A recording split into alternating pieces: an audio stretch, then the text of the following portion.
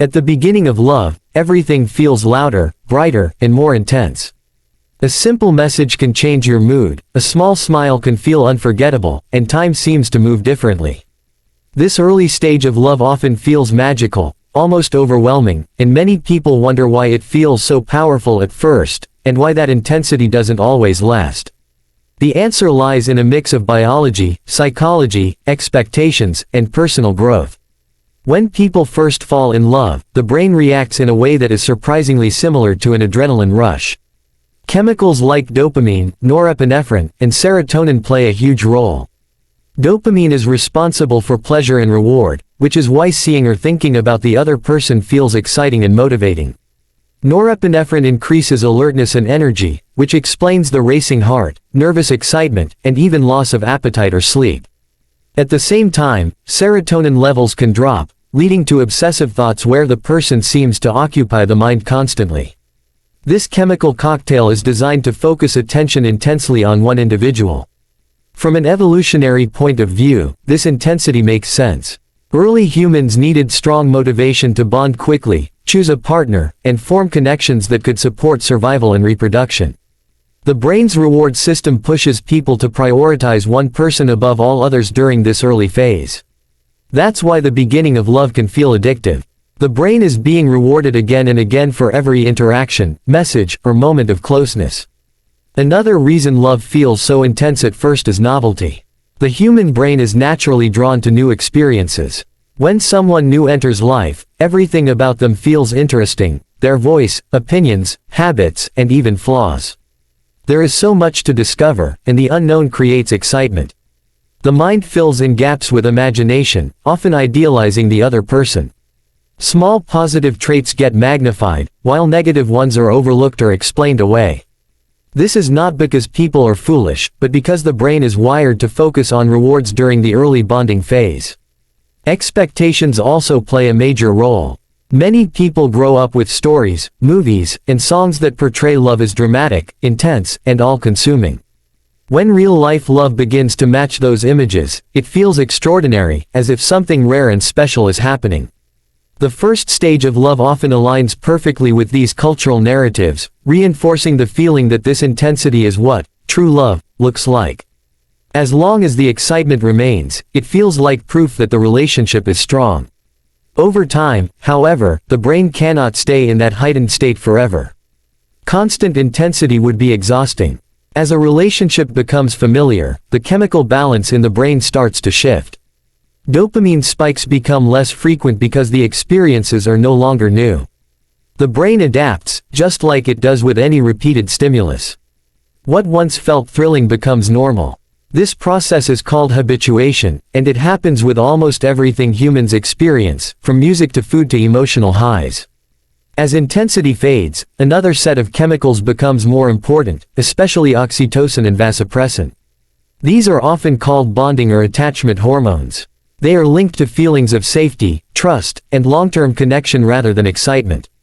Instead of racing hearts and constant thoughts, love may begin to feel calmer and more stable. For some people, this shift feels comforting. For others, it feels like something is missing, especially if they equate love only with intensity.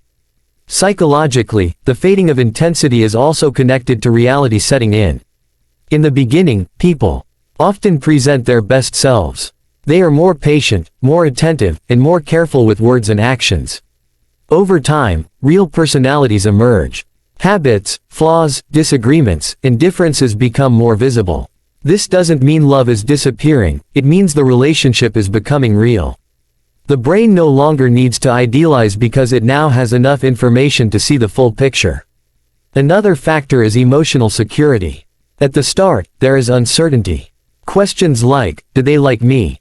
Or, where is this going? Create emotional tension. When the relationship becomes secure, those questions are answered. Certainty reduces anxiety, but it also reduces excitement. The nervous system relaxes. What once felt like an emotional roller coaster becomes more predictable. For some, predictability feels boring, even though it is a sign of stability. Personal growth and life pressures also influence how love feels over time. In the early stage, people often make love a top priority. They create time, energy, and emotional space for it. As time passes, responsibilities like work, studies, family, and personal goals demand attention. Love becomes one part of life instead of the center of it. This shift can make feelings seem weaker, even if the connection itself remains strong. It is important to understand that fading intensity does not automatically mean fading love. Intensity and love are not the same thing, even though they are often confused. Intensity is about emotional highs, novelty, and chemical reactions. Love, especially long-term love, is more about commitment, understanding, respect, and shared experiences. When people expect love to always feel like the beginning, they may believe something is wrong when it naturally changes.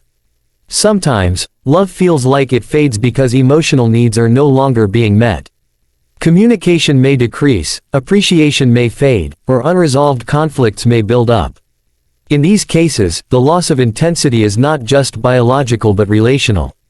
When emotional connection weakens, feelings of closeness can decline. This is why effort matters. Love is not only something that happens, it is something that is maintained through actions, listening, and care. There is also the role of individual attachment styles.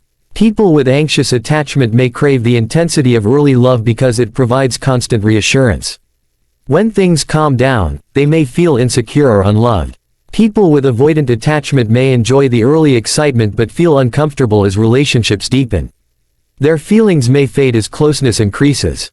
Understanding these patterns can help explain why love feels different over time for different people. Social comparison can make fading intensity feel worse. Seeing others post romantic moments online can create the illusion that everyone else is still in the perfect phase. In reality, most relationships go through similar changes, but only the highlights are visible. Comparing a real, evolving relationship to a filtered version of others can make normal changes feel like failure. The idea that love must always feel intense can lead to constant searching for new beginnings. Some people mistake the end of intensity for the end of love and move on, chasing that first spark again and again.